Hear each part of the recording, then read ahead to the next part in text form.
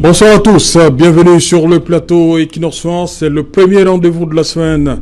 Equinox Soir, votre décryptage quotidien de l'actualité de lundi à vendredi entre 19h et 21h. Les pays de l'Afrique de l'Ouest où le franc CFA à cours légal devront dès mi-2020 s'habituer à une nouvelle appellation de leur monnaie.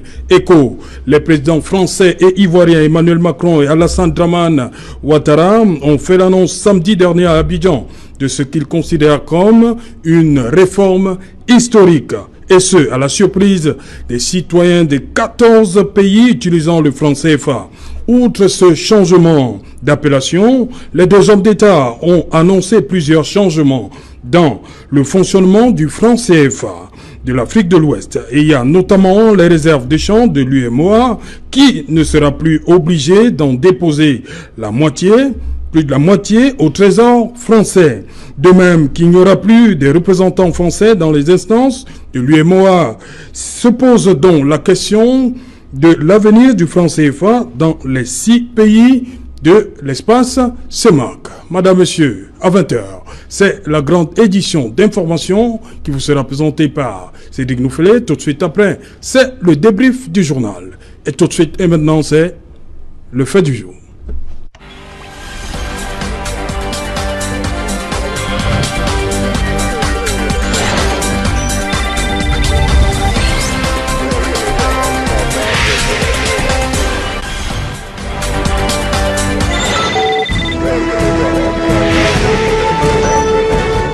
Afrique de l'Ouest, du franc CFA à l'ECO, qu'est-ce qui va changer? Pour en parler, je suis en plateau ce soir avec le professeur Pierre Alaka. Bonsoir, prof.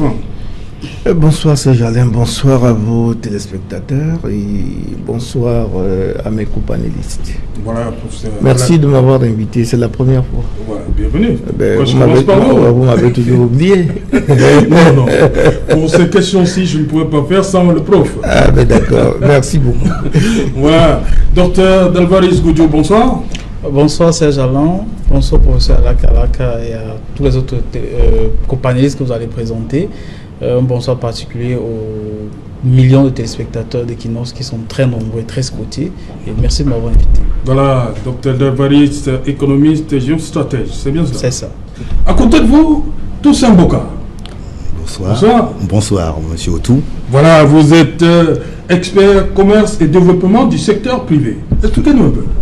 Tout à fait. Disons qu'en fait, j'ai un peu travaillé sur les relations commerciales entre le Cameroun et ses différents partenaires. J'ai également dirigé une organisation patronale. Donc ça me donne quand même une perception des choses qui peut aider à apporter quelque chose au débat. Voilà. Edmond Kouyaté, bonsoir. Bonsoir Serge Alain, bonsoir à tous les co-panélistes, bonsoir également à tous les téléspectateurs. C'est un plaisir toujours renouvelé, n'est-ce pas, de répondre par l'affirmative à votre invitation. Merci. Je reste avec vous, Edmond Kouyaté. Nous sommes samedi 21 décembre dernier, ça faisait comme ça fait déjà 74 ans qu'elle existe, cette monnaie, le franc CFA. 2 ans pour faire cette annonce de ce qu'ils appellent la réforme historique. Alassane Dramane Ouattara pour la Côte d'Ivoire et Emmanuel Macron pour la France. Pour vous, vous vous dites, au niveau de la symbolique, ça vous pose un problème, que ça vienne de ces 2 ans. Quel problème et pourquoi? Écoutez, ce que je vais appeler le folklore qui s'est déroulé à Abidjan le 26... Le 21, disons. C'était le 21. Le 21 décembre. Oui, samedi 21. N'est-ce pas, pour moi, ça oblige à, n'est-ce pas, à une analyse au moins à 2 dimensions. Oui. D'abord sur la forme, et je préfère bien insister sur la forme. Voyez-vous, le débat sur le franc CFA a tous ces derniers temps cristallisé tellement de passion, du moins en Afrique, ça a cristallisé tellement de passion que la manière dont l'annonce de la rupture, du moins du changement, de l'habillage, du nouvel habillage a été fait me pose un problème. Et je dis déjà d'entrée de jeu que le fait que ce soit M. Ouattara et M. Macron qui annoncent cette rupture en soi démontre l'entourloupe et l'arnaque qu'il y a derrière cette histoire. Pourquoi? Je vais vous dire. Lors de ces échanges à Ouaga avec des étudiants, M. Macron, il est abordé par un étudiant qui lui pose la question, notamment sur le franc CFA et le rôle majeur que jouait la France. M. Macron dit la France n'a rien à voir dans le CFA, c'est une monnaie africaine. Et en tout cas, il appartenait aux Africains d'en faire ce qu'ils veulent. Et l'étudiant insiste en lui disant que dans les instances dirigeantes ou alors décisionnelles, n'est-ce pas, qui dirigent le franc CFA, il y avait des fonctionnaires français. Et M. Macron a répondu par la négative et de manière péremptoire qu'il n'y en avait pas. Et voyez-vous, ça c'était un premier fait. Le second fait, au perron de l'Élysée, au sortir, n'est-ce pas, d'une rencontre avec M. Macron, sans qu'aucune question ne lui ait été posée sur la question. M. Ouattara déclare que le franc CFA, c'est la plus merveilleuse des choses qui soient arrivées à l'Afrique. Et donc, il se positionne là comme un turiféraire du système franc CFA. Et nous connaissons tous le rôle que M. Ouattara a joué pendant qu'il était directeur du FMI. Nous connaissons le rôle également qu'il a joué, n'est-ce pas, en Afrique, lors même de la dévaluation de la première dévaluation du franc CFA. C'était, je crois, c'était en janvier 93, si je ne me trompe. 94, janvier 94. Nous connaissons le rôle qu'il a joué parce que avant cette dévaluation, il y avait le président Houphouët-Boigny qui s'opposait vertement et Houphouët-Boigny est mort en décembre 93 et en janvier 94. Vous faites un lien avec le départ de Félix Houphouët-Boigny? Bien sûr, puisqu'il s'opposait, il avait refusé, il s'opposait vertement à la dévaluation du franc CFA. Et donc juste après lui, M. Ouattara, avec, n'est-ce pas, ses réseaux France-Africains et autres, tout de suite, il a permis en sorte, parce qu'il était Premier ministre à l'époque, je crois, en Côte d'Ivoire, il a tout de suite permis en sorte que le franc CFA soit dévalué. Donc je dis, au moins pour la forme, on ne peut pas accepter que ce soit ces deux personnes qui hier niaient, n'est-ce pas, le fait que le franc CFA soit nocif pour nos économies, que ce soit eux qui viennent aujourd'hui nous annoncer en grande pompe. D'abord, je signale que c'est une question qui concerne au moins 8 États africains de lui et moi, et donc je pense que l'annonce aurait dû, n'est-ce pas, faire l'objet d'un sommet au moins ordinaire, si ce n'est extraordinaire, au moins. Alors, je ne comprends pas pourquoi l'absence, n'est-ce pas, des autres chefs d'État et que M. Ouattara dise en vertu du mandat qui lui a été donné. Non, on ne donne pas mandat pour une question aussi sensible. Et je dois également rappeler que pour une question qui concerne l'avenir de plusieurs millions d'Africains, il me semble quand même assez léger qu'une question aussi sensible ait été décidée, c'est-à-dire parce qu'il ne s'agit pas seulement du franc CFA. Lorsque vous suivez, n'est-ce pas, la conférence de presse, monsieur Macron annonce que le samedi, M. Bruno Le Maire, ministre de l'économie et des finances, allait signer, n'est-ce pas, le renouvellement des accords de coopération monétaire et économique avec la Côte d'Ivoire. Bon, je ne sais pas si c'était uniquement avec la Côte d'Ivoire ou c'était avec l'ensemble, n'est-ce pas, des États de l'UEMOA. Je ne sais pas, on va voir. Alors, je pense quand même qu'il aurait été, n'est-ce pas, judiciable que cette question soit débattue à l'Assemblée, aux différentes assemblées des 8 États de l'UEMOA, que les peuples aient une idée et qu'on ne signe plus, n'est-ce pas, des accords de coopération secrets, comme ça a été le cas en 58, en 59 et en 60, sans que le peuple ne sache que dalle et qu'ils ne comprennent absolument rien, et alors que leur avenir va justement être hypothéqué du fait de ces accords-là. Donc, moi, je pense que ça a été une arnaque. Il a été tout simplement question de déshabiller Saint-Paul pour habiller Saint-Pierre et continuer de prêcher la même évangile et avec exactement la même Bible, tout en nous faisant croire que des choses ont changé. Rien n'a été changé, c'est toujours le franc CFA bis. En tout cas, je pense qu'on a marqué. Pour ceux qui pensent qu'on a marqué quelques pas en avant, c'est des pas qu'on a marqués en reculant. Le franc CFA a déjà connu quelques réformes paramétriques, je crois au moins 3. Depuis sa création en 45, il y a eu des réformes en 72, il y en a eu, je crois, c'était en 84, c'est des réformes paramétriques. Ce que nous demandons, ce ne sont plus des réformes. La France nous a dit qu'elle n'était pas, n'est-ce pas, concernée par le franc CFA, mais j'étais surpris quand même de constater que pendant la conférence, M. Ouattara, qui nous avait dit n'est-ce pas, pendant qu'il était directeur de la BCEAO, il n'avait jamais vu de fonctionnaire français, n'est-ce pas, à la BCEAO. J'ai été quand même surpris de l'entendre dire qu'il n'y aura plus, n'est-ce pas, de fonctionnaires français dans les organes décisionnels de la BCEAO. Ça me surprend beaucoup et ça prouve une fois de plus que c'était une arnaque, c'était de l'entourloupe et donc il n'y a rien à espérer de cela. Docteur Dalvarez Sengoudou, qu'est-ce que vous retenez de ces annonces de samedi dernier à Abidjan? De manière globale, Serge Alain, depuis cette journée, nous avons appris, tant qu'on en parlait tout à l'heure, que l'avion du président Guillaume Soro a été interdit d'atterrir à Abidjan. Actuellement, a pu atterrir à Accra. À mon avis, il y a un lien avec ce qui s'est passé samedi dernier à Abidjan. Le président Ouattara se sent gargarisé. Il se sent tout puissant.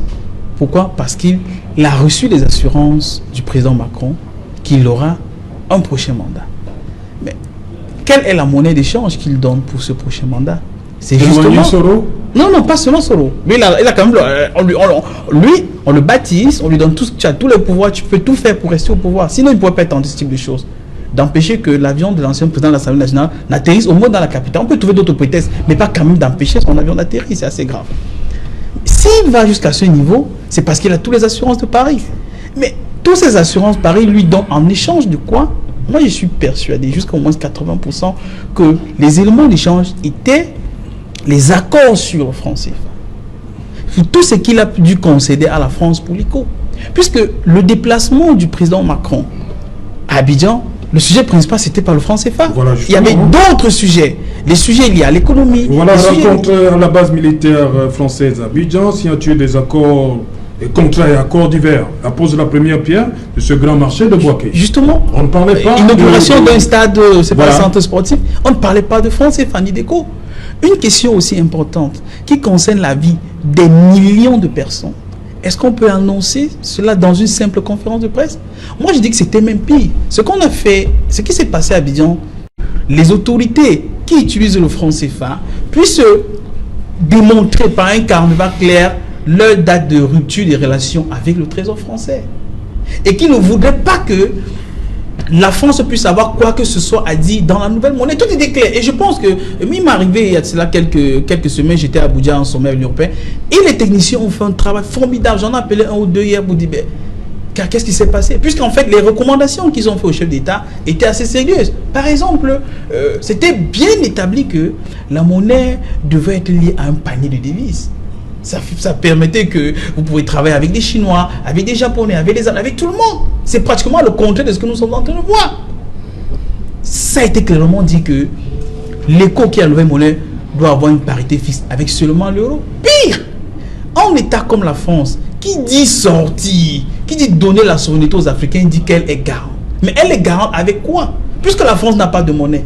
La France utilise la monnaie d'une communauté qui est l'euro, qui ne lui appartient pas. La France elle-même se met à genoux. Puisque en réalité, les vrais propriétaires de l'euro, ce sont les Allemands. C'est pourquoi le siège même de l'euro est à Francfort. Ouais. C'est la première économie européenne. Elle n'est même pas deuxième économie, elle n'est que troisième. Même la Grande-Bretagne vient avant elle. Ça veut dire qu'elle ne peut pas dire je suis garant de quoi? Avec quoi? Puisque vous n'en avez rien. Vous n'êtes pas propriétaire. Quelqu'un ne peut pas être propriétaire de sa chose et vous prenez cette chose pour être garant. Et en plus, le pire c'est que, et moi je pense que ça c'est insulter l'intelligence des Africains, c'est quand Emmanuel Macron dans les accords, ils disent clairement que ils sont garants, et s'il y a une difficulté, si les États africains, notamment ceux de l'UEMOA qui ont signé cela, sont défaillants en matière de devises, la France est disposée à apporter des devises, mais elle se réserve le droit de revenir, en fait, de faire revenir les personnes qu'elle a retirées des instances dirigeantes du franc CFA. De quel droit elle s'octroie un droit de revenir dans les choses qui ne lui appartiennent pas? Et je dis vraiment, la conférence de presse, pour moi, c'était pratiquement une catastrophe. Puisqu'en fait, juste à présent, sincèrement, moi, je savais qu'il y avait un représentant français au conseil d'administration à la BCEAO. Oui. Mais la conférence remarque que c'était pire. À la commission bancaire, il y avait des représentants français. À la commission de la politique monétaire, il y avait des représentants français. À la BCEAO, avec droit de veto. Donc, ils étaient pratiquement partout. Et la France dit, si vous n'êtes pas OK demain, ils vont encore revenir. Moi, j'ai l'impression que nous avons assisté à une insulte de l'intelligence africaine, à une insulte d'un avenir radieux pour les Africains de l'Afrique de l'Ouest et pour que le président Ouattara ait accepté ce type de choses, je pense qu'il a concédé beaucoup de choses à la France et c'était pratiquement entre eux, puisque on a comme impression que la plupart des autres chefs d'État ont été ignorés. Il y a quand même 8 États pour lui et moi. Ah oui. Et ils sont présents, ils sont pas en déplacement hors du continent. Et ils sont même voisins. Pourquoi on ne même pas les convier à Abidjan pour faire une annonce conjointe? Je dis, pour moi, nous avons assisté à une mascarade, nous avons assisté à un acte de boulanger qui essaie d'enfariner les peuples d'Afrique de l'Ouest. Et je crains que cela soit plutôt catastrophique, puisqu'en fait, il y a une rumeur, on attend encore de voir ce qui va se passer. Premièrement, les accords, on ne les sait pas. Si c'est si clair que cela, mettez l'accord sur la place publique, que tout le monde puisse analyser et voir de quelle est question. Et les techniciens avec qui je parlais disent que peut-être même qu'en juillet 2020, on pourra assister à une dévaluation masquée de franc CFA d'Afrique de l'Ouest, et qui pourra perdre jusqu'à 50% de sa valeur. Et si nous assistons à ce type de choses, on ne peut pas dire que c'était vraiment un acte de bénédiction. Nous pensons que les décisions prises par le président Ouattara et le président Macron, c'était plus pour attacher les populations d'Afrique de l'Ouest que de leur donner du bonheur. Professeur Laka, certains économistes pensent que le passage du franc CFA à l'éco, c'est une merveilleuse nouvelle pour l'avenir des pays qui l'utilisent. C'est votre avis? Le célèbre économiste togolais l'a dit.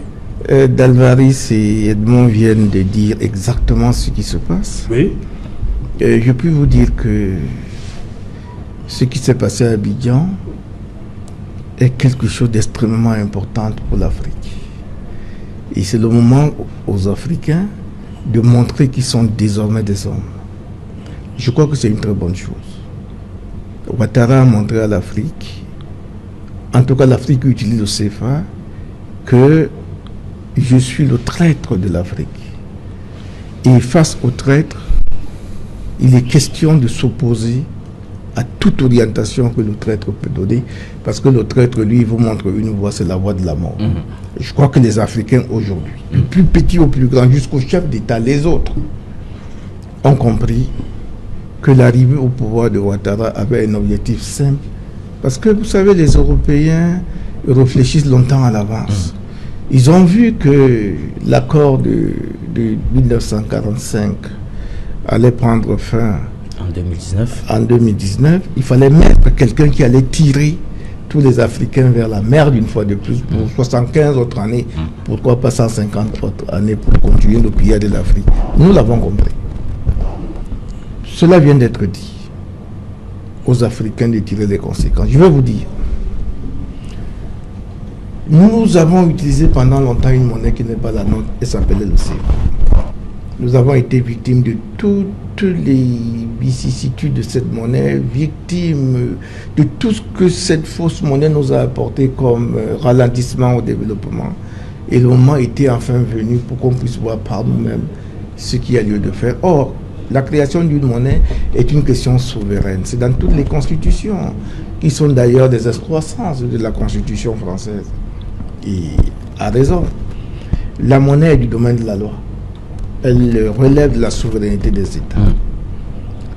Il n'était pas question de donner aux Africains, à partir de 2020, une autre monnaie ou un CFA revu et corrigé. Il était question de sortir complètement du CFA et de créer une monnaie qui pourrait être une monnaie commune ou non. C'est à chaque pays de décider. La solution, c'était on fait table rase. Merci messieurs. Vous avez fait votre temps, on n'en veut plus. On se met ensemble sur la base d'un traité monétaire. On fait le traité, on le fait passer soit dans toutes les assemblées, soit par voie de référendum, pour ceux qui souhaiteraient, pour rendre notre nouvelle monnaie solide et démontrer par là notre souveraineté. Il n'était pas question de faire venir un négrier de l'autre soir et de lui dire voilà l'Afrique, elle est à toi. Non, ça ne peut pas se passer. Dès cet instant, tout le monde se dit ah tiens, ce serait la Côte d'Ivoire que tu auras donné. Nous, on n'est pas là-dedans. La preuve, des pays, il y a des élévations de voix. Le Nigeria dit je verrai, ça veut dire je n'en veux pas. Le Ghana dit je verrai, ça veut dire je n'en veux pas. Le Bénin a dit mais qu'est-ce qui se passe? Ça veut dire je n'en veux pas. Alors le risque pour M. Ouattara, c'est de comprendre qu'il a fait tellement du mal à l'Afrique. Vous savez que la dévaluation du franc CFA au Sénégal, c'était lui. Il était aux affaires de notre pays. On ne peut pas continuer avec ça. Et nous avons la chance, nous les pays de la CEMAC, peut-être on y reviendra dessus. Oui, on en parlera. Sur l'incidence, tout à l'heure. Ça doit nous servir de leçon. Et je dis, nous avons la chance, nous, d'avoir des présidents assez expérimentés. C'est là où l'âge va donc être important. Ah, l'âge. Oui. L'âge, c'est là où on veut. Donc l'âge oui. C'est là. Vous allez voir. Je suis convaincu. Faites très attention. Les gens que vous voyez là, il y en a qui ne parlent pas beaucoup, il y en a qui parlent. Peut-être parce qu'ils sont soldats. Vous savez, les soldats donnent des ordres. Mais je suis convaincu que ça ne peut pas se passer de cette manière dans la zone CEMAC. Ça ne veut pas dire qu'on n'a pas des Ouattara chez nous. Il y en a. Il y en a dans toutes les administrations. Les gens qui ont changé le cerveau, ils sont nombreux. Mais ce n'est pas eux qui décident. Les gars qui décident n'ont encore rien dit. Si vous avez observé, très souvent, ils ont leur porte-parole qui dit attention, on n'est pas content. Attention, on le connaît. Les autres restent calmes. Mais je crois que c'est le moment de voir maintenant des autres dire ça suffit, basta. Ouattara est allé trop loin. Il est tellement allé loin que le dernier des idiots d'Afrique se rend compte que non, on ne fait pas ça. On ne trahit pas un continent. Nous avons assisté, nous les Africains, à l'opprobre depuis longtemps avec la traite négrière. C'était nos frères. La colonisation même, lorsqu'il a fallu décoloniser les États africains, c'est encore nos frères qui ont mis de côté les vrais nationalistes. Et vous avez vu. Mais ce temps est révolu. Aujourd'hui, il y a eu des levées de boucliers de cette jeunesse africaine. La France se trouvait dans une situation où qu'est-ce que je fais? Insulté, humilié à l'intérieur de l'Europe par les autres pays de l'Europe.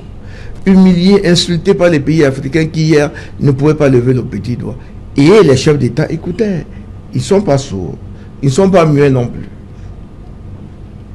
Aujourd'hui, l'heure est arrivée où c'est pile ou face, où ça passe ou ça casse.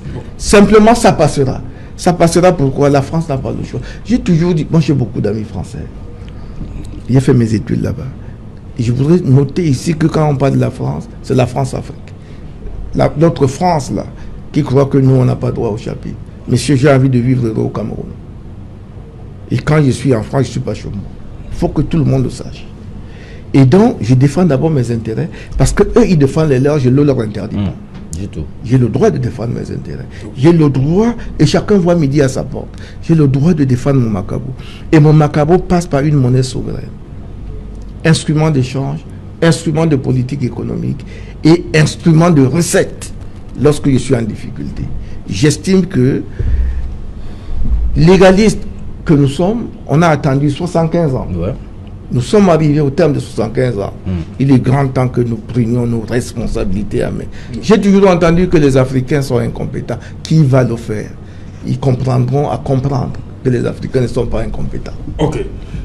Toussaint Boka, pour le président Macron, tous ces changements opérés là répondent aux nombreuses critiques formulées par les Africains eux-mêmes à l'endroit de cette monnaie. Comment comprendre aujourd'hui que maintenant qu'il y a ces changements, qu'on n'accueille pas ça favorablement? Oui, parce qu'en fait, il ne s'agit pas de vendre des solutions toutes faites aux Africains. Le président Macron a reconnu que l'Afrique avait une grande expertise.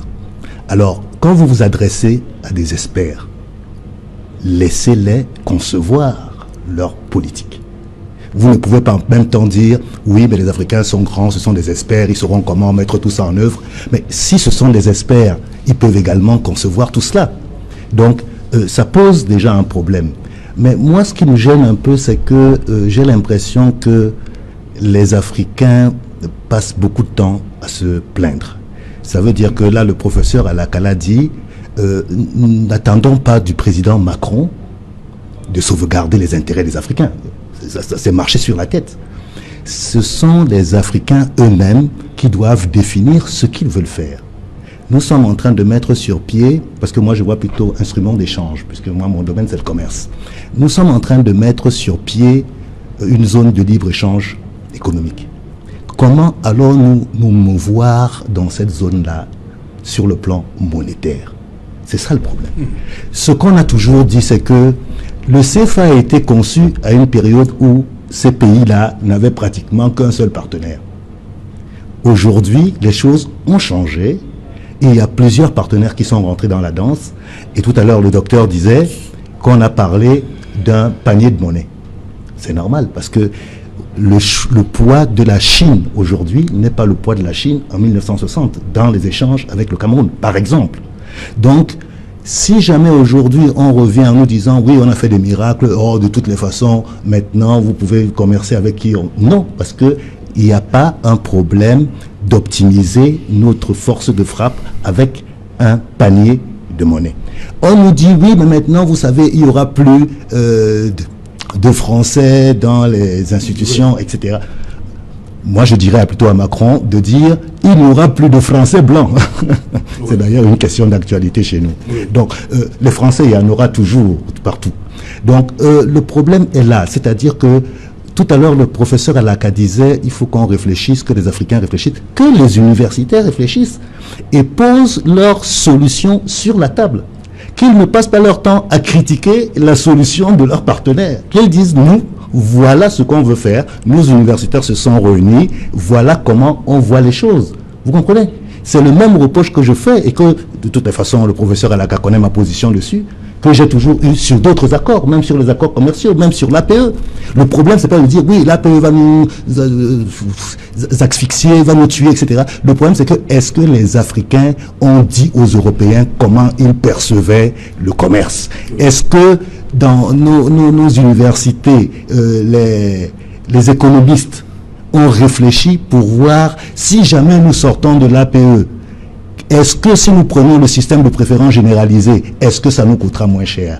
Qu'est-ce que ça fera pour nos exportations vers l'Union européenne? Quand c'est chiffré, vous l'expliquez aux gens, même le peuple vous suit. Justement, Toussaint Bouka, on va faire simple. Je suis en Afrique centrale, je vais virer de l'argent en Afrique de l'Ouest à partir de juillet 2020. Comment ça va se passer? Je suis en Afrique centrale, je vais acheter de la marchandise en Afrique de l'Ouest. Comment ça va se passer? De manière simple. Oui, mais pour le moment, ça restera toujours cloisonné. C'est-à-dire que l'Afrique centrale, la preuve, c'est que le professeur est en train de vous dire que ça ne se passera pas comme ça, forcément, en Afrique centrale. Ce que je veux dire, c'est que ça restera cloisonné. Et c'est ça la limite de cette opération-là. Ça veut dire que à chaque fois, on essaye, même en Afrique de l'Ouest, on a cloisonné. Ça veut dire que ce qu'on est en train de dire ne correspond qu'à l'ensemble des pays francophones. Ce n'est pas la position du Nigeria. Donc, je pense que nous devons faire un effort et puis pouvoir développer nos économies. Parce que même parler de monnaie, quand on ne produit rien, c'est surréaliste. Vous comprenez, non? C'est-à-dire qu'aujourd'hui, est-ce que nous voulons prendre notre place dans l'économie mondiale? Oui ou non? Le jour où on commencera à créer de la richesse, réellement, alors ce jour-là, on trouvera les solutions pour notre indépendance monétaire. Dites-moi, Edmond Kouyaté, une des premières modifications concerne la réserve des échanges de l'UEMOA. De manière simple, qu'est-ce qu'on doit comprendre? Oui, en fait, les réformes paramétriques qui ont été annoncées à Abidjan... Réformes paramétriques? Paramétriques. C'est-à-dire qu'on prend quelques paramètres, on les reforme, et on vous laisse croire que sur le plan structurel, ça va changer beaucoup de choses. En fait, il s'agit de donner au moineau la couleur d'un pigeon et vous le vendre comme tel. C'est de ça dont il est question. Donc je disais, ces réformes-là reposent sur trois piliers fondamentalement, du moins tel qu'annoncé par le duo Macron-Ouattara. C'était d'abord l'arrêt de la centralisation des réserves de change, c'est-à-dire que l'obligation de dépôt de 50% de nos réserves de change allait prendre fin, et ensuite la fermeture, n'est-ce pas, du compte des opérations, Il y en allait plus avoir de compte des opérations, logé au Trésor français, et ensuite le départ de tous les fonctionnaires français qui siégeaient dans les instances décisionnelles, n'est-ce pas, de gestion du franc CFA. Voilà les 3 piliers fondamentaux qui sous-tendent ces réformes-là. Mais seulement, ça c'est ce qu'on vous dit. Mais ce qu'on ne vous dit pas est plus important. Mais comment est-ce qu'après de 45 en 2019, oui. Ça fait 74 ans. Entre 45 et 72, le dépôt de nos réserves était de 100%. Et en 72, 73, pour d'autres pays, c'est passé à 65%. C'était les premières réformes. Et en 84, je crois, il y a eu d'autres réformes, c'est descendu à 50%. Alors, mais quand même, comment est-ce que M. Ouattara veut nous expliquer qu'aujourd'hui, on va tout simplement fermer le compte des opérations sans nous faire l'audit pour nous dire, mais qu'est-ce que nous avons là-bas comme réserve? Qu'est-ce qui va nous être transféré? Et d'ailleurs, on a certes arrêté la centralisation de nos réserves de change dans le trésor, dans le compte des opérations, mais où est-ce qu'on va les déposer? Ça, M. Ouattara ne nous l'a pas annoncé. Et s'il faille les déposer, maintenant si chaque pays dit je veux prendre ce qui me revient de droit et créer ou alors le loger dans une autre banque centrale, je peux décider de loger mes réserves en Chine, à Singapour, à la BCE directement ou même à la Fed. Bon, maintenant, qu'est-ce qui me revient dans le compte des opérations? Ça, on ne nous dit pas. Donc, il lui était, n'est-ce pas, judicieux qu'un état des lieux préalablement soit fait, qu'on nous dise entre 45 où nous avons déposé 100% de nos réserves de change et 2019 où nous avons continué à déposer 50%, ce que ça fait. Qu'est-ce qu'on a utilisé? La France a eu quoi? Ça nous a généré quoi? Ça a donné quoi? Nous avons utilisé quoi? Il nous reste quoi? Et maintenant, dans ce quoi, il y a quand même 8 États, n'est-ce pas, qui constituent lui et moi. Chacun a droit à quoi? Parce que, comme disait le prof, le Bénin peut dire, moi, votre histoire, ça ne m'intéresse pas. Et donc, je veux reprendre ce qui me revient de droit. Est-ce que l'audit a été fait? Non. Ça, c'est la première chose. Maintenant, on nous dit le compte des opérations va être fermé. C'est beau. Ça a l'air beau tout ça. Parce qu'on sait très bien ce que c'est que le compte des opérations. Mais c'est tellement mal pensé leur entourloupe. Je crois que Macron, dans sa tête, continue de prendre les Africains pour les Africains de 1930. Je crois que dans sa tête, c'est un peu ça. Je suis d'accord avec le terme employé par le prof, ça dit de l'appeler négrier. Il n'est pas différent d'un négrier. Parce que quand je le voyais à Abidjan hier, samedi, je voyais M. De Gaulle annonçant la bonne nouvelle aux Africains, la bonne nouvelle des indépendances. Ouais. Vous êtes indépendant. Ça, c'est ce que M. Macron faisait hier, samedi à Abidjan. Et je voyais les gens rire, applaudir, un peu comme nos parents ont applaudi les indépendances de 1960. Mon Dieu, ça nous a amené où? C'est de ça dont il est question. Il ne nous dit pas, en fermant le compte des opérations, qu'est-ce qu'on fait de nos réserves? On les dépose où désormais? Est-ce que c'est à la BCEAO? Dans ce cas, ça va se passer comment? Parce qu'il faut savoir que si jamais on doit déposer à la BCEAO, puisque c'est la France qui centralisait les réserves de change et qui gérait les transactions, du moins la balance de paiement de tout le monde. C'est la France qui le faisait. Maintenant, si ça doit se passer à la BCEAO, ça se passe comment? Et c'est de ça qu'il est question.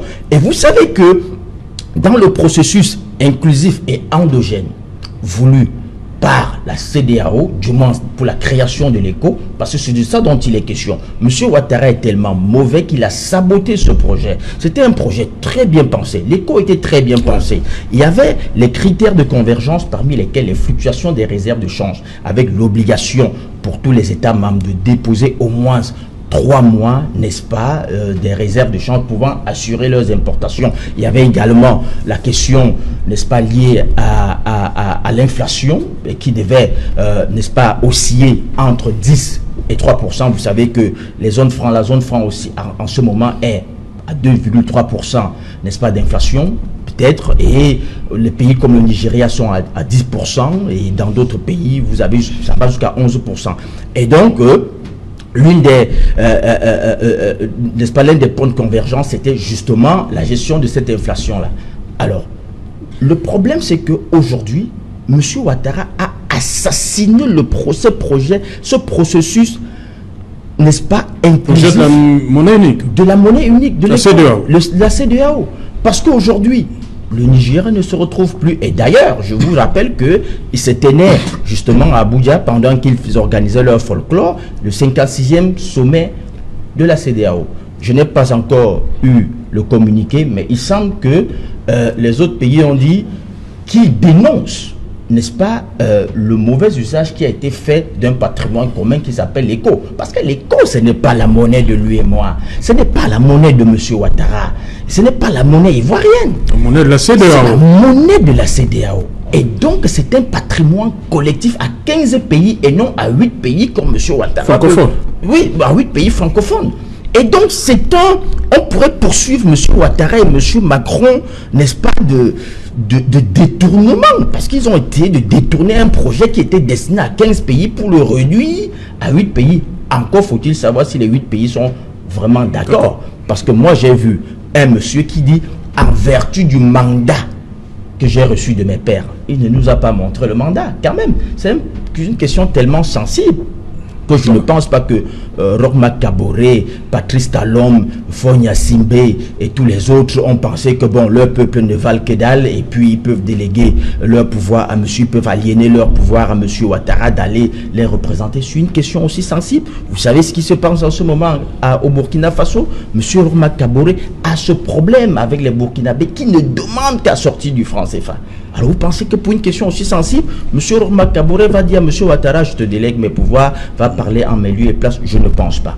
Et donc, j'ai dit qu'aujourd'hui, ce qu'on nous a dit, les 3 piliers, n'est-ce pas, réformateurs du franc CFA, qu'on nous a annoncés, sont moins importants que ce qu'on ne nous a pas dit.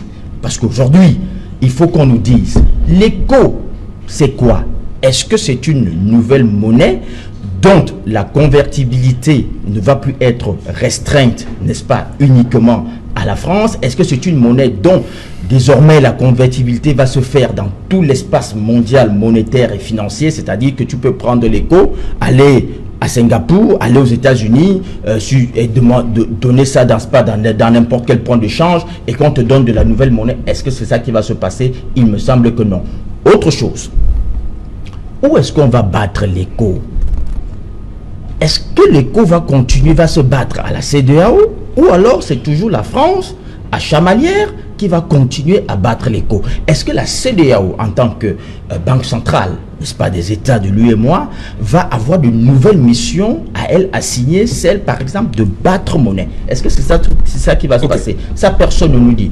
Et donc je dis, c'est une farine savamment préparée par M. Macron et M. Ouattara, et dans laquelle ils entendent rouler tous les pays de l'Afrique de l'Ouest. Nous, en Afrique centrale, en tout cas, nous ne mangerons pas de cette soupe-là. Et pour ça, le départ de la France, des instances dirigeantes de l'UEMOA, que devient, on veut comprendre, que devient la France d'abord? Ensuite, est-ce que ça donne la latitude aux 8 pays d'avoir les coups de France, en fait? Vous savez, la France ne peut pas vivre sans le franc CFA. Oui. Il faut le savoir. Mais elle sera contrainte de vivre sans le franc CFA. Parce que les autres États de l'UEMOA, pour parler de ces États, ne se laisseront pas faire, puisque Ouattara n'a été mandaté par personne. Que deviendra la France? La France sera obligée de connaître ce qu'elle a connu avec d'autres pays, notamment le Vietnam, le Maroc, la Mauritanie, l'Algérie, tous ces pays où des gens se sont levés un matin pour dire « ça suffit, nous sortons de cette affaire ». Parce que la France ne peut pas vivre sans le CFA et continuer à être 3e puissance en Europe. C'est impossible. Et la France va faire tout, et elle est en train de le prouver, pour continuer à garder sa place. Parce que ce qui est en jeu, c'est son influence internationale. C'est sa crédibilité économique. sa position financière face aux autres États. Elle va continuer à assurer au regard de l'ECO la stabilité financière.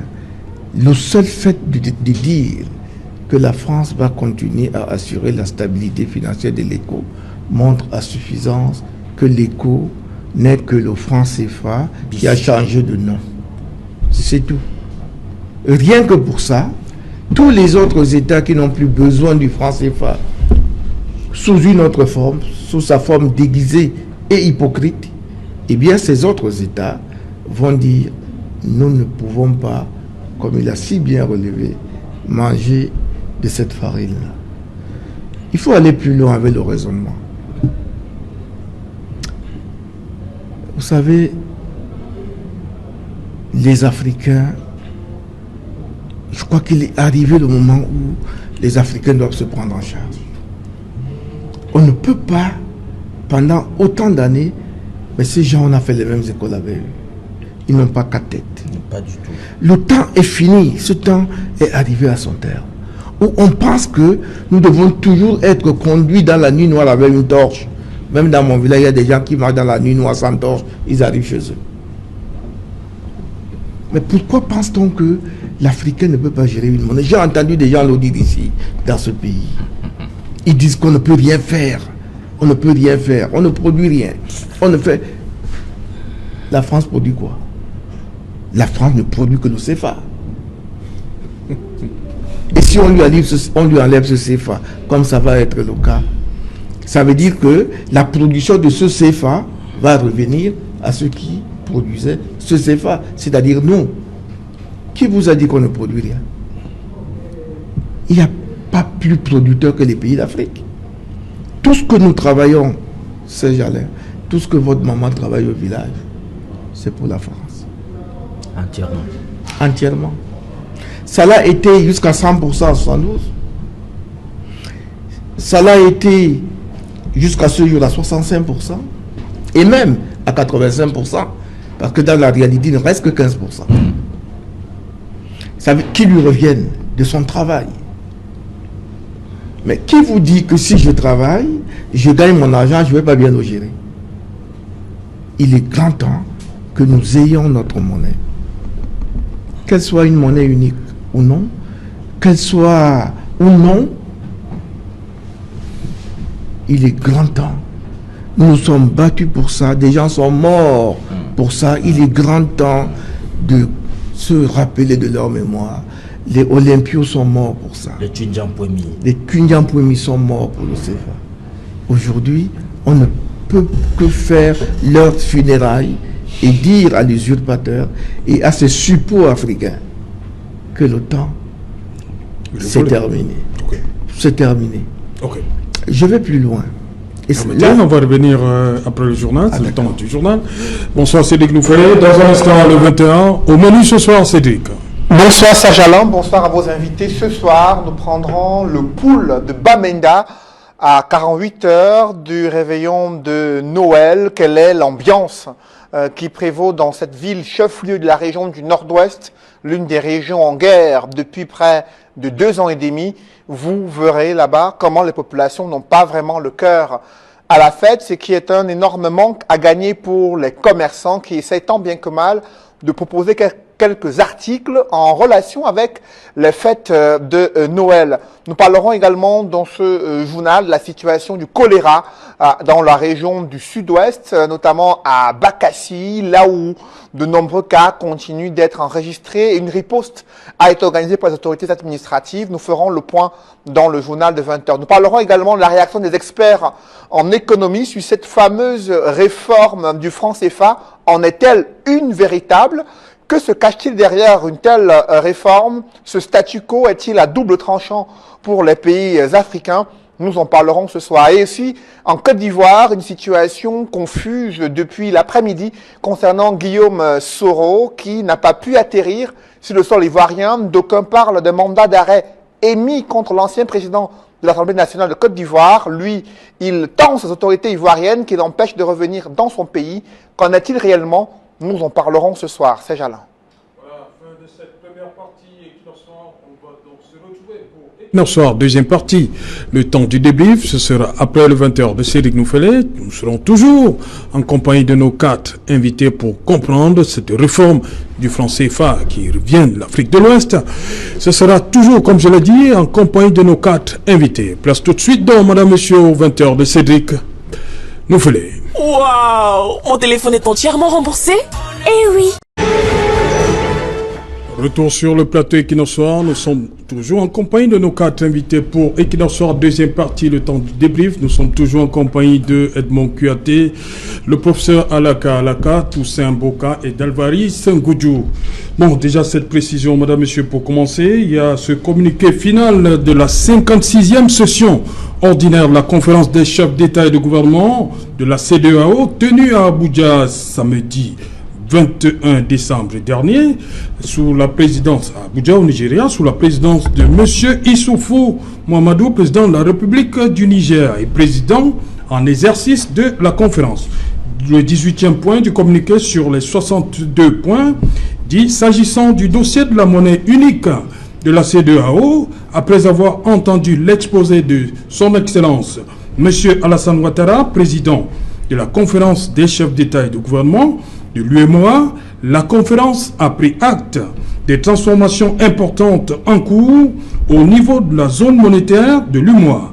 Cette réforme de la zone monétaire de l'UEMOA facilitera son intégration dans la future zone monétaire de la CEDEAO. ECO. Les chefs d'État et de gouvernement se sont félicités des évolutions de la zone monétaire UEMOA. Fait à Abuja le 21 décembre 2019. C'est pour répondre à Edmond Kouyaté. Le président Alassane Ouattara était effectivement à Abuja. Il a reçu mandat de ses pairs. Voilà, on va continuer avec déjà Guillaume Kigba Forisoro. Comment comprendre ce qui se joue actuellement à Accra? Docteur Goudjou. Oui, moi je pense que Guillaume Soro, l'avenir s'annonce très sombre pour lui. Puisqu'en fait, les mésaventures... Vous pensez que le mandat d'arrêt sera exécuté? Il y a des chances que ce soit exécuté. Premièrement, c'est pas là que ça commence.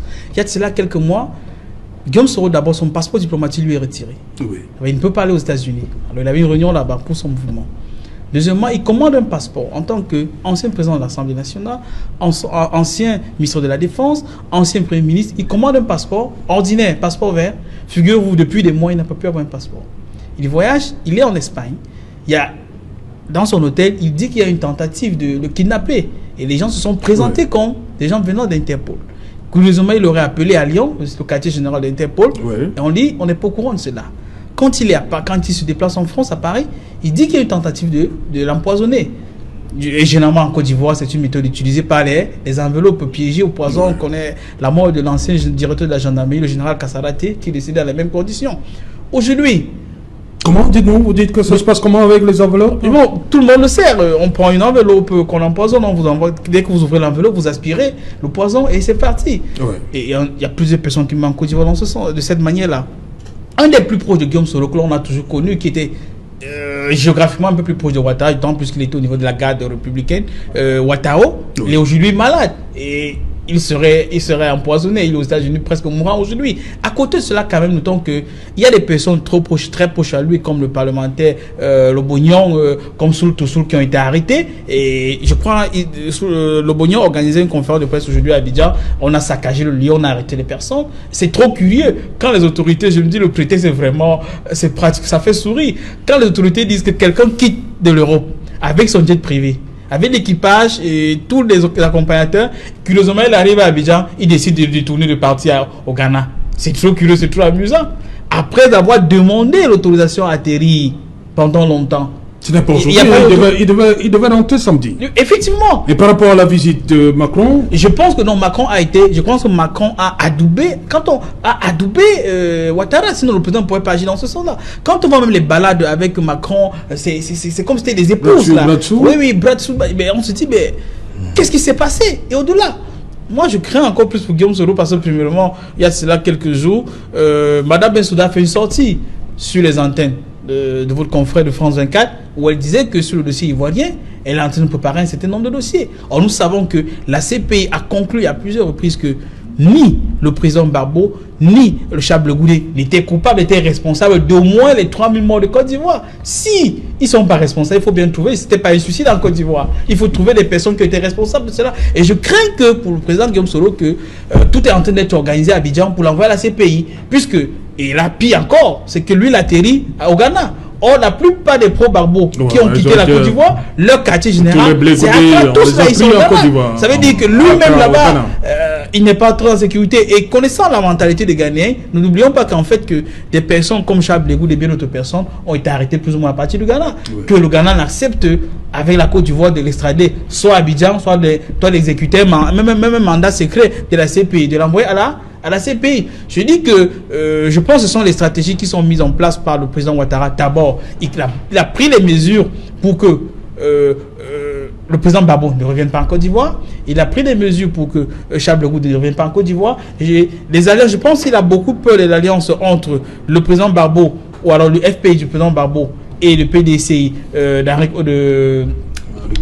Konan Bédié. Et à côté de cela, notons quand même que le bras un peu armé de ces choses-là, c'est quand même la personne de Soro, parce que une bonne partie des éléments dans les forces armées ivoiriennes aujourd'hui, c'est des éléments qui étaient exact, les maquisards avec Soro qui ont participé à verser le sang. Et s'il vient, étant donné qu'il y a vraiment un froid, c'est pratiquement l'âge de guerre qui est déterré entre le camp Soro et le camp Ouattara, je suis convaincu que s'il met les pieds en Côte d'Ivoire, il y aura un clash d'un côté comme de l'autre. Toussaint Boka, comment comprendre aujourd'hui que tout ce qui arrive aujourd'hui à Soro, qui a pendant les 2 mandats de Ouattara, comment comprendre ce qui lui arrive aujourd'hui?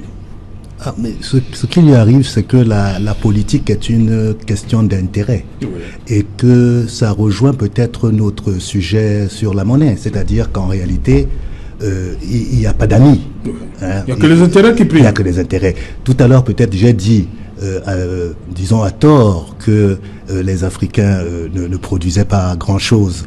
Et le professeur Alaka, vous avez vu qu'il est revenu dessus. Mais en fait, ce que je voulais dire, en réalité, c'était de dire que ce que les Africains produisent ne vaut pas grand-chose. Quand vous prenez la Côte d'Ivoire, regardez la Côte d'Ivoire, quand vous vendez de la fève de cacao sur le marché mondial, dites-vous que les gens qui fabriquent le chocolat, c'est-à-dire que les chocolatiers dans le monde, entre autres, oui, les chocolatiers réalisent un chiffre d'affaires de 100 milliards de dollars par an, à peu près.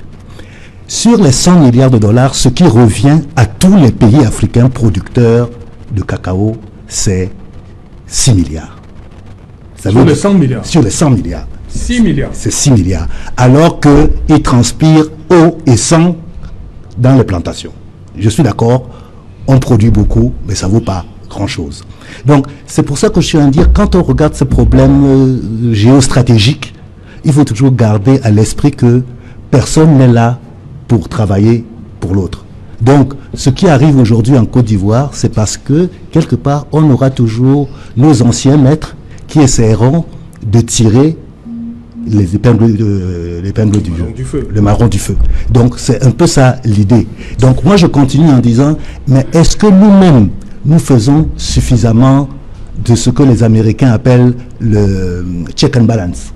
Est-ce que nous évaluons?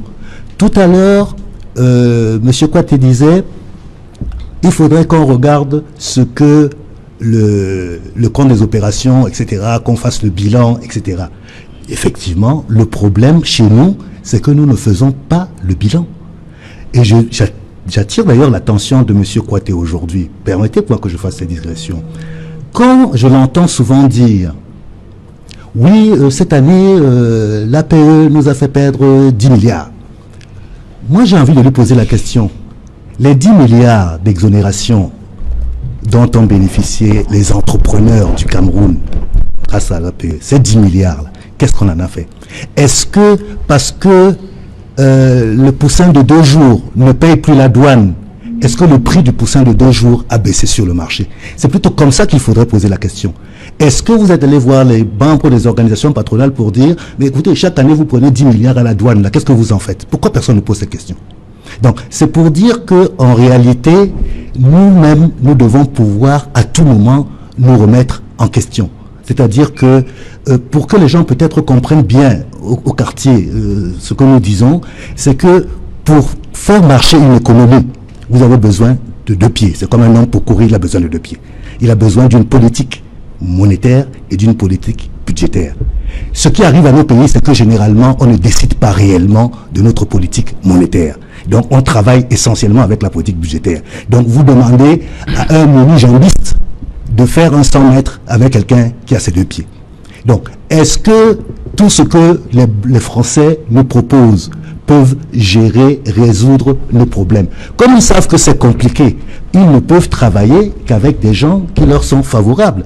Donc, ils auront des interlocuteurs à qui ils vont donner carte blanche, et ces interlocuteurs-là vont essayer de tirer l'avantage de la situation. Et c'est ce qu'on essaye de voir aujourd'hui avec M. Ouattara, qui a l'air d'être très en confiance. Ok, bon, on va d'abord rester sur le cas Guillaume Kigbafori Soro, Edmond Kouyaté. Aujourd'hui, Guillaume Soro est à Accra, il ne peut pas rentrer en Côte d'Ivoire. C'est fini pour lui, la présidentielle 2020? Je ne suis pas surpris par ce qui arrive à M. Guillaume Soro. Je l'ai toujours dit, toute entreprise du mal ne dure que le temps de faire du mal. Et on sait très bien le couple, n'est-ce pas, Ouattara-Soro, on sait ce que ça a causé en Côte d'Ivoire et le rôle primordial qui était celui de Soro, à savoir le recrutement, le financement.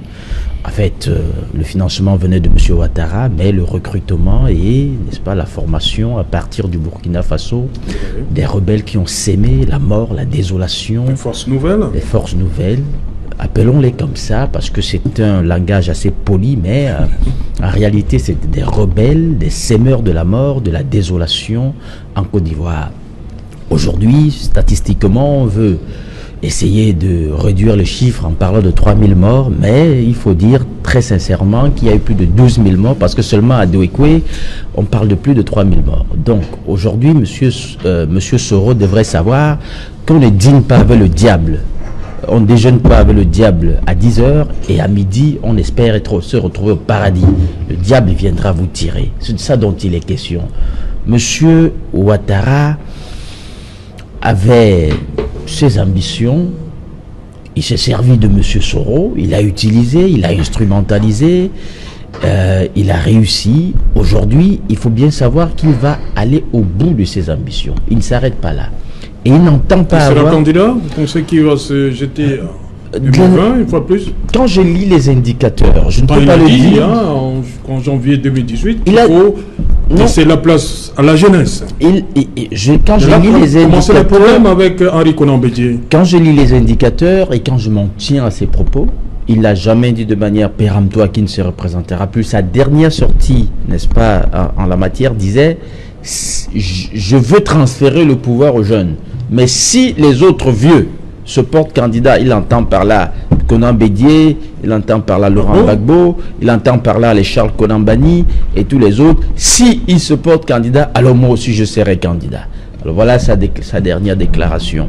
Alors donc j'étais en train de dire monsieur Ouattara, et on regarde ce qui vient de se passer, entend aller jusqu'au bout de ses ambitions. Et d'ailleurs, ce ne sont pas seulement ses ambitions à lui, il faut savoir qu'il est la personne interposée par laquelle la France entend, n'est-ce pas, nous implémenter un certain nombre de choses en Afrique et plus précisément en Côte d'Ivoire. Et donc, il n'entend pas que quelqu'un se dresse sur son chemin en obstacle. Et il est clair aujourd'hui que le divorce est consommé entre, n'est-ce pas, M. Ouattara et M. Kibafori Soro Guillaume, et donc M.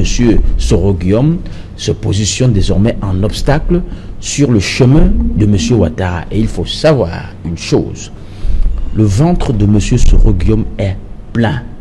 En tout cas, il est la personne qui détient des informations stratégiques sur tout ce qui s'est passé en Côte d'Ivoire pour avoir été un acteur principal. Et donc, si quelqu'un doit nous dire aujourd'hui le rôle véritable de M. Ouattara dans la guerre en Côte d'Ivoire depuis 2002, parce qu'on a tendance à limiter les tristes événements. 2002. Voilà, on a tendance à limiter les tristes événements de la Côte d'Ivoire aux élections. à la période des élections en 2010. C'est depuis le 19 septembre 2002, date du premier coup d'État contre le général. Marcellin Yassé est tombé ce jour-là. Marcellin Yassé est tombé ce jour-là. Et à partir de là, la Côte d'Ivoire n'a plus jamais tenu sur ses jambes. C'était déséquilibre sur déséquilibre, déstabilisation sur déstabilisation et série noire sur série noire jusqu'à, n'est-ce pas, l'épisode final qui s'est joué à la faveur des élections de 2010, la crise post-électorale avec, n'est-ce pas, sa cohorte de mort. Donc, il faut comprendre qu'aujourd'hui, la personne qui a dans son ventre toutes les informations, que ce soit sur, n'est-ce pas, la destruction, les cas qu'il y a eu à la Banque Centrale, à BCAO, que ce soit à Boaké, que ce soit, n'est-ce pas, sur le rôle de Blaise Compaoré qui aujourd'hui se terre comme un rat en Côte d'Ivoire, que ce soit, n'est-ce pas, le rôle... C'est comme un ancien chef d'État, hein, Edmond Kerté. Écoutez, je respecte les hommes qui attirent sur eux le respect. Je suis parfois un peu cru dans mon langage. Oui. J'assume mes propos, en plus, j'assume mes propos quand je parle de certaines personnes qui ont réservé à l'Afrique un destin sombre et noir et dont beaucoup d'Africains en souffrent aujourd'hui. Parfois, c'est avec tout le mépris et le dédain que cela devrait suivre. Donc, je dis, M. Kibafori Soro Guillaume est aujourd'hui celui-là qui a un certain nombre d'informations stratégiques, n'est-ce pas, sur tous les acteurs, y compris M. Ouattara, et dont M. Ouattara ne voudra pas courir le risque de le laisser étaler tout cela sur la place publique, et donc il va soit le mettre en cage, soit se débarrasser de lui. Voilà, professeur Laka, Henri Konan Bédié et Alassane Dramane Ouattara vont se consommer. Aujourd'hui, on parle de Kibafori Soro et Alassane Ouattara. Qu'est-ce qui se passe? C'est les autres qui sont méfiants, qui sont mauvais? Les amis d'hier qui ont contribué, qui sont mis ensemble pour faire tomber Laurent Koudou-Gbagbo. Qu'est-ce qui se passe avec Ouattara? Ce qui se passe, c'est que c'est ce que j'ai vécu étant jeune, c'est-à-dire les films western. J'étais toujours au cinéma de Yaoundé. Dans le film western? Les films western. Ah ouais. Il y a toujours le dernier combat. Le chef bandit, dernier combat. Voilà. Dernier combat. Alors maintenant, on est en train de... Donc vous dormir pendant tout le film, à la fin, on doit se réveiller pour voir le dernier combat. On a évacué tout le monde, on a évacué les Harikonan Bédié, tout ça, les Barbons, on les a évacués. Il reste le chef bandit et l'acteur. Alors qui est chef bandit? Qui est l'acteur? C'est celui qui va gagner qui sera l'acteur. Je ne pense pas que Ouattara... Mais tel que ça se passe depuis cet après-midi à Accra, à l'aéroport d'Accra, qui est chef bandit, qui est l'acteur? Parfois, il y a un premier qui dégaine et qui peut continuer sur l'autre. C'est pas forcément lui le chef bandit ou l'acteur. Oui. C'est à la fin celui qui restera debout avec son pistolet qui va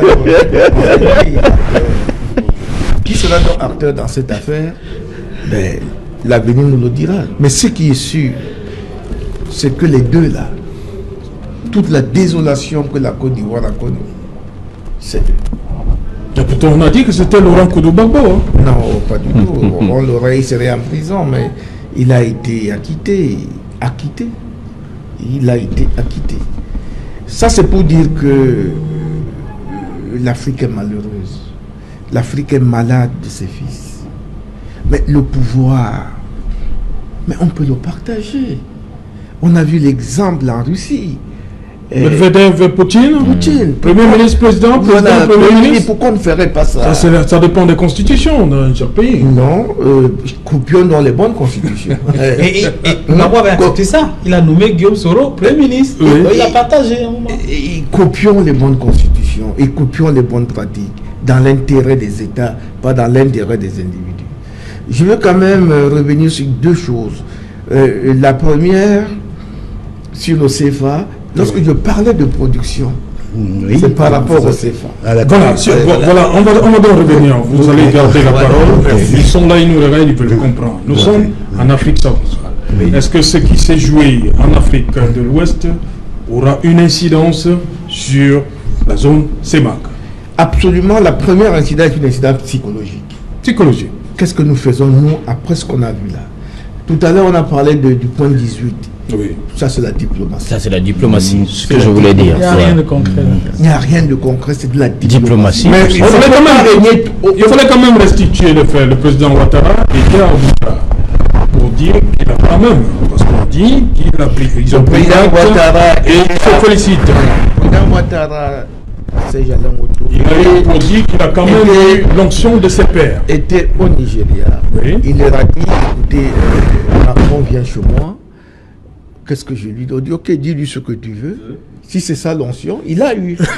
Mais est-ce que ce qu'il a dit relève de cette onction?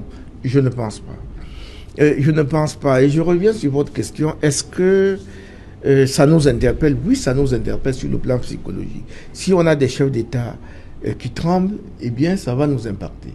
Mais si on a des chefs d'État, comme on les voit droit dans leur botte, mûris par l'expérience de l'âge, l'expérience du métier de chef d'État, je crois que ça va nous permettre plutôt, ça va nous servir de leçon et ça va nous permettre d'aller en rang serré pour dire désormais, suite à ce qui avait été demandé aux responsables, je crois, de la BA, de faire une première mouture au chef d'État.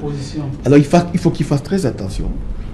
La proposition qu'ils vont faire, si elle n'est pas favorable à ce qu'on peut imaginer aujourd'hui, la sortie du franc CFA et la création d'une monnaie d'ensemble, les chefs d'État risquent de rejeter leurs propositions et ils vont se mettre eux-mêmes au travail sous quelque forme que ce soit pour que l'Afrique centrale ne subisse pas ce que l'Afrique de l'Ouest va subir via un individu qui sera certainement, de mon point de vue, le chef bandit en Côte d'Ivoire. Ok. Docteur Goudjou, l'Afrique centrale dans tout ça, ce qui s'est passé à Abidjan. L'Afrique centrale va être impactée, Serge. Et l'Afrique centrale est en train d'être impactée. Nous sommes en train de faire un départ en Afrique centrale. Et les gens nous écoutent en Afrique de l'Ouest. Beaucoup m'en ont dit tout à l'heure. Je vais dire que... L'Afrique de l'Ouest nous écoute? Oui. Dans tous les cas, ils regardent en direct sur les lives sur Facebook. Le Maroc était membre de la zone CFA. Le Maroc en est sorti. Mais ce n'était pas de gaieté de cœur. Le roi du Maroc avait été arrêté par les forces françaises. Tous ceux qui ont essayé de sortir, que ce soit au Mali, avant de revenir, que ce soit au Bénin, où en sont-ils? Ça n'a jamais été dans la paix. Et si nous voyons des gens à Abidjan, un Macron tout souriant, à côté d'un Ouattara tout souriant, c'est comme si... Or, nous connaissons la situation macroéconomique de la France. La France a les problèmes pour payer les retraités. Il y a des grèves là-bas tous les jours. Le général actuel, le chef d'état-major général des divisions, la Cointe, il est chef d'état-major parce que l'ancien a démissionné, puisque le livre blanc ne lui permettait pas d'atteindre les objectifs, puisque la France n'a plus l'argent pour payer les opérations à l'étranger. Les gilets jaunes sont dans la rue tous les jours, puisqu'il n'y a plus. La France est en difficulté sérieuse. Et curieusement, c'est en ce moment que la France vient à Abidjan avec l'Ivoirien, tout souriant, en disant nous sommes trop gentils de la souveraineté. C'est comme si nous avons un lion qui est à côté d'une antilope et annonçant à d'autres antilopes, tenez, nous n'allons plus manger les antilopes, nous sommes trop gentils aujourd'hui, alors que le lion est affamé. Ce n'est pas croyable. Cela ne peut pas être implémenté sur le terrain. La France a bien huilé son système, elle va toujours atteindre ses objectifs. Prends un élément très simple. On parle de tout cela. Qu'est-ce qu'on dit des 85% du stock d'or de ces États-là? C'est au Trésor français, on ne parle même pas de l'or. Hein. Mais ça existe. Qu'est-ce qu'on fait de cela? Et de deux, je vais poser une question très importante tout à l'heure. Vous avez posé une question... Vous avez posé une question très importante à mon ami Toussaint, oui, tout à l'heure. Comment ça va se passer? Le commerce. Oui. J'étais à Dakar en février dernier. C'est-à-dire que vous êtes en Afrique centrale, vous voulez des achats? Allons de manière concrète. Moi, j'étais au Sénégal en février dernier. Oui. Et sur l'aéroport, mais nous amènons, on veut prendre un peu de temps. Oui. Et je vais acheter, il y a des gars qui viennent vendre, je sais pas quoi. Je vais acheter, j'ai quand même un peu de CFA, en plus des dollars que j'avais. CFA Afrique centrale? Afrique centrale. Mais les gars disent non, c'est pas de la monnaie. Effectivement, c'est pas de la monnaie pour eux. Quelqu'un lui dit non, c'est de la monnaie, c'est un CFA, mais il faut aller changer là-bas pour revenir faire l'achat. Et ça, c'est de la sorcellerie. S'ils sont censés avoir du CFA et que nous avons du CFA, nous sommes dans une rue au Sénégal, on ne peut pas faire les achats.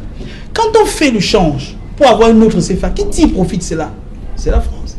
Puisqu'il y a une commission que je paye, mais qui ne retourne pas aux Sénégalais, qui ne retourne pas aux Camerounais, mais qui retourne à la France. Si, au niveau des échanges les plus minimales, cela se passe ainsi, qu'est-ce qui va se passer au niveau des très grands échanges? Nous sommes au niveau, c'était encore le CFA. Si ça va être avec l'éco, ça devient pire. C'est pour dire que nous sommes dans une situation où des gens sont en train de nous vendre du rêve. Et c'est cousu de fil blanc. Nous ne devons pas cela. Et nous, je sors avec les paroles du professeur Alakalaka, les chefs d'État en Afrique centrale, on peut leur reprocher beaucoup de choses. Mais parfois, ils savent garder un calme. Puisque nous sommes en train de vivre un moment historique. Nous sommes le 40e aujourd'hui, nous sommes le 23 décembre. Exactement dans 3 jours, c'est-à-dire le 26 décembre, les accords de coopération monétaire arrivent à leur terme. Okay. C'est même pourquoi le président Ouattara et Macron ont tout fait pour signer avant cette date. Okay. Et je vous dis quoi? Vous dites que si nous, Africains, nous allons avoir les grandes difficultés, on a regardé la loi des finances au Cameroun par exemple, on va avoir des difficultés sérieuses pour terminer cette année-là. Ça ne va pas être facile sur le plan fiscal, mais c'est indispensable de passer par là si nous voulons avoir un avenir un peu radieux. Bonsoir Sylvestre Hippolyte Sangaou. Bonsoir Serge Alain. Dans un instant, 100% foot. Oui, Sylvestre. 100% football. Vous savez que le football également implique les questions d'économie. Les clubs sont au repos depuis le week-end dernier. Les joueurs laissés pour prendre leur congé de Noël, eux aussi. Mais il y a des clubs qui cogitent en ce moment, puisqu'il faut rapidement trouver des solutions pour se remettre sur les rails, pour aborder la reprise du championnat le 5 janvier prochain. Le cas de l'Union Sportive Douala. Le club est avant-dernier au classement. Après 15 journées de championnat, le Léopard de Douala piétine lui également, battu encore samedi lors de la 13e journée championnat Elite 2. Un but contre 2 par les Astres Football Club de Douala. Nous en parlerons dans cette édition de 100% foot, comme nous vous parlerons des prochains awards de la CAF, au cours desquels seront distingués le meilleur footballeur africain et la meilleure joueuse du continent durant l'année 2019. La Camerounaise Choudjue Adiara est dans la shortlist des 3 dames qui doivent succéder à Oshola Salamina, même si elle est encore en course, avec Tembe Gatlana, la sud-africaine. Chez les messieurs, il n'y a plus de Camerounais dans la course. Ce sont Sadio Mané, le Sénégalais, Mohamed Salah, l'Égyptien, et Riyad Mahrez, champion d'Afrique algérien, qui sont dans la course pour la dernière ligne droite pour ce ballon d'or qui succédera à Mohamed Salah. Rendez-vous le 20 janvier prochain au Caire. Voilà un peu le menu, Serge Alain, autour de l'édition de 100% foot qui va démarrer dans quelques instants avec 2 entraîneurs de football des championnats professionnels, le championnat de Ligue 2 très exactement. Mais qu'est-ce qui se passe? Vous avez arrêté avec les anciens lions indomptables, Sylvestre? Écoutez, aussi, ils sont en famille et je vous promets qu'on les retrouvera lors de la semaine de la Saint-Sylvestre. Mais ce soir, nous avons voulu, nous aussi, faire le bilan après le break des championnats professionnels. Les entraîneurs de football avec nous en plateau ce soir vont nous dire ce qui a marché depuis le début, ce qui n'a pas marché, pourquoi les bons et les mauvais points qui seront distribués tout à l'heure. Voilà, les entraîneurs qui ne seront pas en famille, ils seront avec Sylvestre Hippolyte Sangaou ce soir. Dans un instant, 100% foot, ce sera après Equinox Soir. Je termine avec vous, Toussaint Boka, justement, qu'est-ce qu'on doit concrètement, l'impact sur les économies en Afrique centrale, ce qui s'est passé à Abidjan. Oui, moi, je pense qu'il y aura un impact, mais je pense aussi surtout que tout à l'heure le professeur disait que il faut pas être un génie pour gérer une monnaie. C'est vrai, mais en même temps aussi un minimum de sérieux. Ça veut dire que demain, si nous devons battre monnaie, si nous devons être les patrons de notre monnaie, il faudra aussi que nos attitudes changent. Il ne faudra pas que la BEAC, par exemple, devienne le refuge de tous les fils ou neveux de présidents qui ont fait un peu d'économie. Ok, merci. Merci. Non mais ce qu'il faut dire, ce qu'il faut savoir, c'est qu'en Afrique centrale, ça se prépare quand même depuis un certain temps. Oui. Les esprits sont préparés. Non, ça se prépare même techniquement. Oui. Il faut savoir que la BR a lancé un appel de... L'opposition, rappelez-nous la position du président Déby. Non, le président Déby a été toujours clair depuis. Il faut savoir que quand il venait au dernier sommet extraordinaire des chefs d'État, c'était avec, n'est-ce pas, l'intention claire et ferme d'obtenir, n'est-ce pas, la sortie du franc CFA. Ça, c'est ce qu'il voulait. Et il faut savoir également que techniquement, la BR a quand même lancé un appel d'offres il y a quelques années pour obtenir, n'est-ce pas, un dispositif lui permettant de battre monnaie. Ça, il faut savoir que ça, c'est déjà fait. Et il faut également savoir, peut-être que les gens pensent que, on dit chez nous, il y a un proverbe chez nous qui dit que c'est pas parce qu'on soulève beaucoup de poussière qu'on est le meilleur danseur. Et ça c'est pour dire aux Africains qui pensent que parce que les chefs d'État ne disent rien, qu'ils ne font rien sur la question. Non, c'est faux. Si les chefs d'État étaient aussi passoires que les gens veulent le faire croire, vous ne savez pas les pressions qu'ils reçoivent depuis 5 ans pour le renouvellement des accords de coopération monétaire économique. Et ça tombe justement le 26 décembre, c'est-à-dire dans 3 jours. Personne n'a signé, personne n'a renouvelé. Et il faut comprendre que la question est tellement sensible parce que tous ceux qui ont essayé de s'y frotter, s'y sont piqués et beaucoup en sont morts. Olympio au Togo, il en est mort. Tundian Pouemi, il en est mort. Modibo au Mali, il en est mort. Il a été tué. Tous ceux qui ont abordé ce sujet, Modibo Keïta, il a été tué. Et puis, il y avait également tous ceux qui ont abordé le sujet. Sékou Touré en a payé les frais. On a pulvérisé la monnaie, n'est-ce pas, d'une fausse monnaie. Et donc, les chefs d'État en Afrique centrale ont compris ça. Et ils ont joué avec l'usure du temps et la ruse. Ils ont dit cette histoire va arriver à échéance, ça va tomber, n'est-ce pas? Cette histoire va tomber d'elle-même. Et le 26 décembre, ça va tomber. Et vous allez voir ce qui va se passer. On ne va pas renouveler. 30 secondes, oui. On s'est beaucoup amusé, on a beaucoup volé, on a beaucoup dilapidé. Parce que justement les autres géraient notre monnaie. Si aujourd'hui nous devons le faire, nous allons nous discipliner comme quelqu'un qui a perdu un gardien et qui doit contrôler lui-même sa maison. Ça va bien se passer. Ça se passera bien. Voilà, merci Edmond Kouyaté, merci professeur Alaka. Merci Toussaint Bouka, merci d'être venu. Merci à vous également, docteur Boudiou. Merci. Merci beaucoup. Oui, je serai tout disposé, sans souci. Voilà, merci beaucoup. Nous avons découvert ce soir sur le plateau Equinoxoir. Merci. Merci. Donc, Toussaint Bouka et le professeur Alaka. Merci beaucoup. Voilà. Madame, messieurs, nous sommes donc arrivés au terme de cette édition, la première de la semaine. Equinoxoir, demain, 19h. Bonsoir, Bode Macaque.